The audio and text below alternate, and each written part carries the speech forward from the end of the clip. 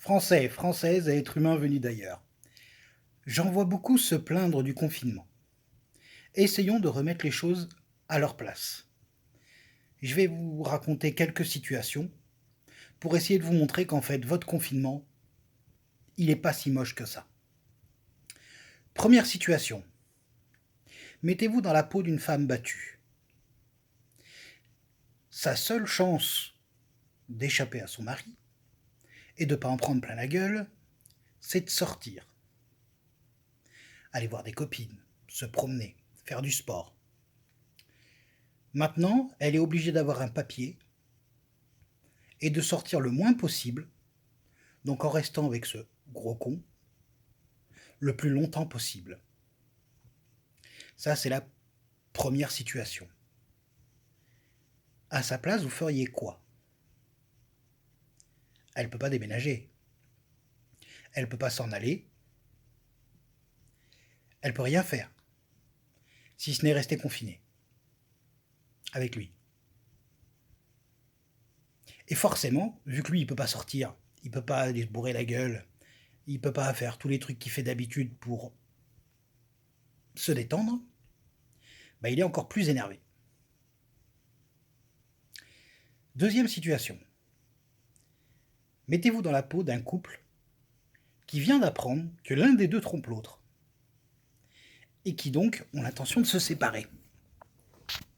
Sauf que là, c'est plus possible. C'est plus possible parce qu'ils doivent rester confinés ensemble. Ça devient compliqué. Les engueulades, pour peu qu'il y ait un enfant dans le lot, il assiste aux engueulades de ses parents. C'est pas top. Et tu peux rien faire. T'es confiné. Maintenant, imaginez autre chose. Vous êtes une mère de famille ou un père de famille et vous êtes aide-soignant. Ou infirmier, ou médecin, ou routier, ou caissier, ou tous les autres métiers qui ne sont pas confinés. Vous allez bosser tous les jours. Vous pouvez rencontrer des gens malades. Et vous rentrez chez vous. Retrouvez vos proches. Et vous priez tout ce que vous pouvez d'avoir fait tout ce qu'il faut pour pas avoir chopé cette saloperie de virus et de pas le refiler à vos proches. Imaginez-vous dans la peau d'un parent qui a chopé le corona sans s'en rendre compte, qui est rentré chez lui, qui a contaminé ses enfants ou son conjoint, ou sa conjointe, qui décède. Vous imaginez la responsabilité à porter? Vous imaginez comme ils doivent être stressés? Et vous vous plaignez parce que vous ne pouvez pas sortir pour aller boire un verre, voir vos copains, ou votre petit copain, parce qu'il vous manque, votre petite copine parce qu'elle vous manque. Sérieusement, restez chez vous. Ça vous coûte quoi de rester chez vous? Dans votre domicile, avec tout ce qui vous appartient. Un ordinateur, un téléphone, une télévision. Putain, vous avez tout pour vous occuper. Le reste de l'année, on fait tout pour que vous sortiez et vous restez chez vous. Putain, c'est le moment. Restez chez vous. On va passer à une autre situation. Essayez d'imaginer 2 secondes la vie d'un mec ou d'une femme qui travaille loin de chez elle et qui est confiné loin de chez elle. Il ou elle ne peut pas voir ses enfants. Il ou elle ne peut pas voir son conjoint. Tout ça parce qu'elle est confinée loin de chez elle.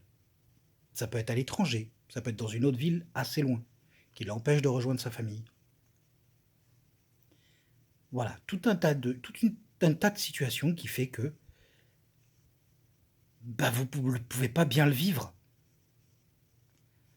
Donc, quoi qu'il arrive, et on n'aurait pas besoin de nous menacer avec des amendes, vous restez chez vous. Vous vous confinez, vous arrêtez de râler. Et une dernière situation pour la route. Imaginez-vous dans la peau de quelqu'un qui a perdu son poste en début de mois, qui a mis en route Pôle emploi vers le 15 et on lui annonce que tout le monde est confiné. Il ne peut pas poser de CV.